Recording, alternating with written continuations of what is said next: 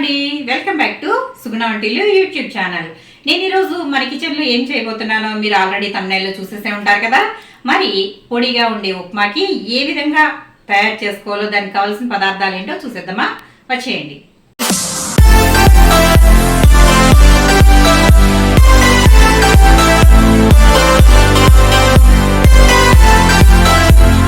ముందైతే స్టవ్ వెలిగించి బాండి పెట్టేసుకుందాం. స్టవ్ అయితే వెలిగించేసాను, హై ఫ్లేమ్ పెట్టేసుకుందాము. ఆ తర్వాత దీంట్లో ఉప్మాకి సరిపడా ఆయిల్ అయితే వేసుకుందాం. ఇప్పుడు ఆయిల్ వేసేసాం కదా, ఇది కొంచెం వేడవనిద్దాము. ఆ తర్వాత నేను తీసుకున్నవి చూపిస్తాను మీకు.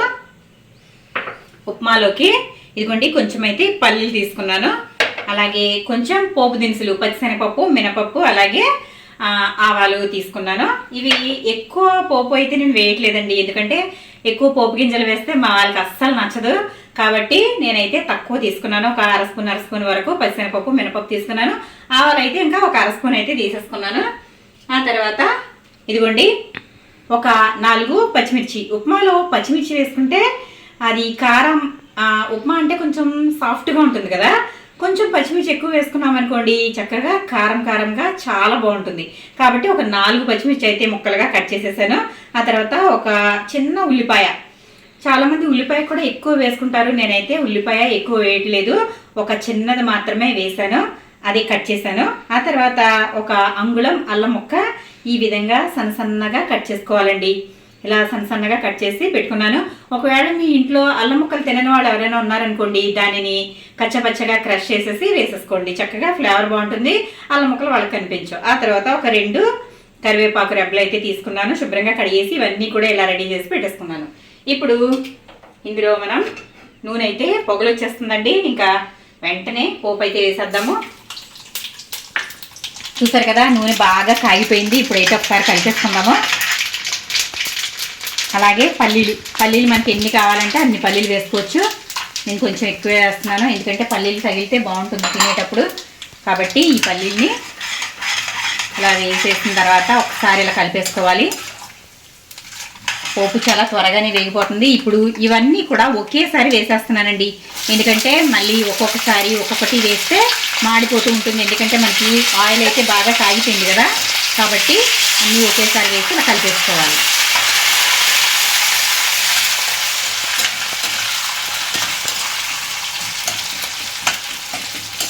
ఇలా ఒకసారి కలిపేసి బాగా వేగనిద్దాం. పోపు అయితే బాగా వేగిపోయింది కదా. ఇప్పుడు ఇందులో కొంచెం నెయ్యి వేసుకుందాం. చాలామంది నెయ్యి ఉప్మా అయిపోయిన తర్వాత వేస్తూ ఉంటారండి చివర్లో, కానీ అలా కాకుండా ఇలా పోపులో వేసాం అనుకోండి అస్సలు ఆ ఫ్లేవర్ అయితే ఉప్మా అంతటికి పట్టి చాలా బాగుంటుంది. నేను ఇక్కడ ఇదిగోండి 3 స్పూన్లు అయితే వేసాను.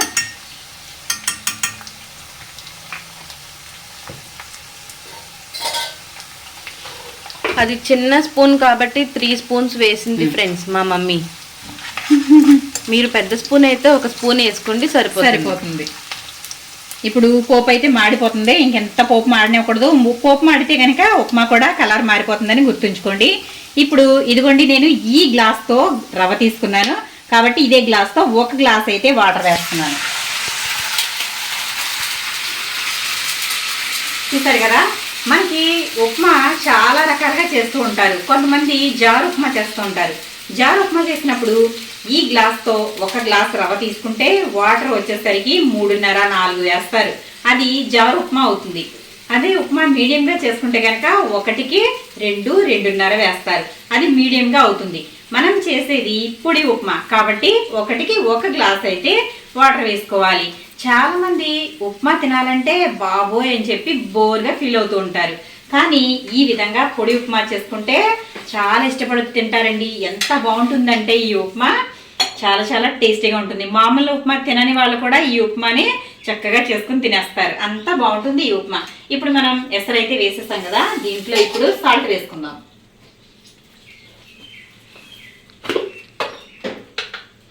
ఒక గ్లాస్ రవ్వ తీసుకున్నాం కాబట్టి ఒక అర స్పూన్ వరకు సాల్ట్ వేసుకుందాం, సరిపోతుంది. ఎక్కువ వేసుకుంటే ఉప్మా మరి తినలేం కాబట్టి అర స్పూన్ వేసాను, అలాగే ఇంకొంచెం వేసుకుందాం.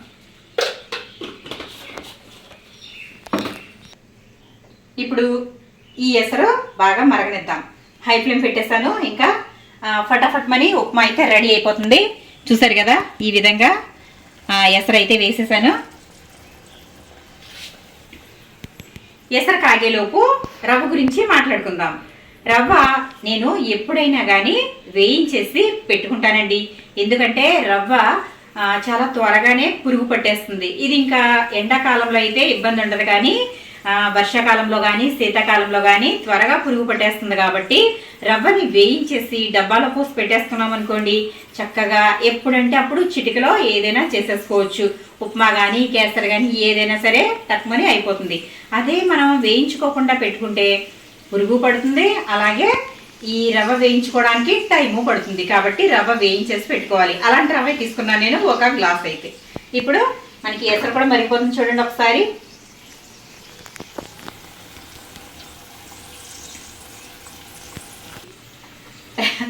రవ్వ అయితే వేసేసుకుందామండి. ఇప్పుడు ఎసరు అయితే మరిగిపోయింది. ఇదిగోండి, ఇలా ఒకసారి అయితే కలిపేసుకుంటూ గడ్డలు లేకుండా కలుపుకుంటూ ఇలా వేసుకోవాలి. చిన్న మంట పెట్టుకుందాము. చూసారు కదా, ఇలా ఒకసారి అయితే కలిపేసుకోవాలి.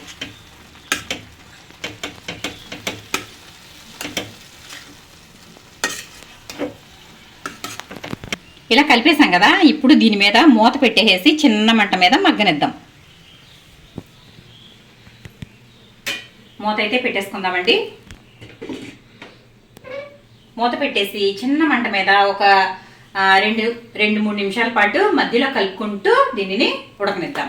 మా చిన్నప్పుడు ఉప్మా చేస్తే ఇంట్లో ముందు మా అన్నయ్యకి పెట్టు, మా చెల్లికి పెట్టు అని చెప్పేసి అట్లా అంటూ ఉండేదానండి. ఎందుకు అనుకుంటున్నారా, ఉప్మాలో చివరగా ఉండే ఏదైతే కొంచెం అడుగు పడుతుంది కదా, అదైతే చాలా చాలా టేస్టీగా ఉంటుందండి. మీరు ఎప్పుడైనా తిన్నారా? తినకపోతే ఒకసారి ట్రై చేయండి, చాలా చాలా బాగుంటుంది. అది మనకి పొడిగా చేసుకున్నప్పుడు అయితే కొంచెం గట్టిగా వస్తుంది.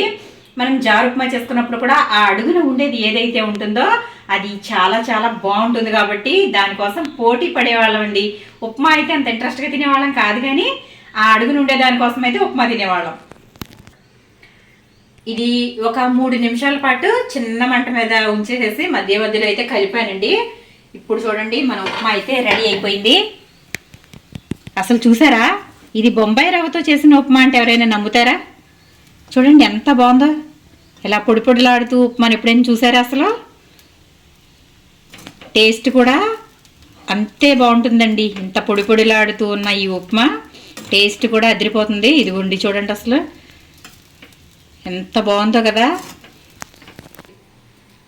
ఉప్మా అయితే రెడీ అయిపోయింది. ఇప్పుడు ఇంకా మనం అన్నీ వేసేసాం కదా, నెయ్యి వేసేసాము, ఇంకా అన్నీ వేసేసాము, చక్కగా కుక్ అయిపోయింది. ఇప్పుడైతే స్టవ్ అయితే ఆఫ్ చేసేసుకుందాము. మరి ఈ ఉప్మా ఎలా ఉందో టేస్ట్ చేసేద్దాం. చూసారు కదండి, పొడి ఉప్మా అయితే రెడీ అయిపోయింది. ఉప్మాని ఇష్టపడిన వాళ్ళు కూడా చక్కగా ఇలా పొడి పొడిగా చేసుకోండి, చాలా చాలా ఇష్టంగా తింటారు. అసలు టేస్ట్ అయితే చాలా బాగుంటుందండి. ఉప్మా అంటే చాలా బోరింగ్గా ఫీల్ అవుతారు, కానీ ఈ ఉప్మా తిని చూడండి, ఇంకెప్పుడు కూడా ఇలాగే చేసుకుంటారు. మరి ఇప్పుడు టేస్ట్ అయితే చూసేద్దాము. నాకైతే ఈ ఉప్మా చాలా చాలా ఇష్టం అండి. మామూలు ఉప్మా కన్నా ఇదే ఇష్టం నాకు.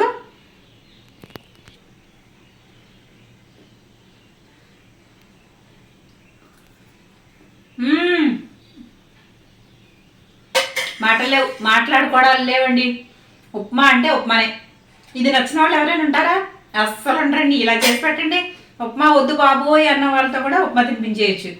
అంత బాగుంది ఉప్మా, చాలా చాలా బాగుంది. పొడి పొడిలాడుతూ, ముఖ్యంగా అసలు మామూలుగా లేదు. నెయ్యి వేసాం కదా, టేస్ట్ అసలు దీంట్లోకి ఇంకా ఏమీ అక్కర్లేదు. షుగర్ కానీ చట్నీ కానీ ఏది అవసరం లేదండి, వట్టిదే తినేయచ్చు. ఆ పోపు ఫ్లేవర్ అయితే బాగా తెలుస్తూ మామూలుగా లేదు. ఉప్మా అయితే నాకు చాలా బాగా నచ్చేసింది. మరి మీకు కూడా నచ్చిందా? నచ్చితే కనుక ఇది తప్పకుండా ట్రై చేసి ఏ విధంగా ఉందనేది నాకు కమెంట్ సెక్షన్లో కమెంట్ పెట్టేయండి. మరి వీడియో నచ్చితే కనుక లైక్ చేయండి, షేర్ చేయండి, సబ్స్క్రైబ్ చేయండి.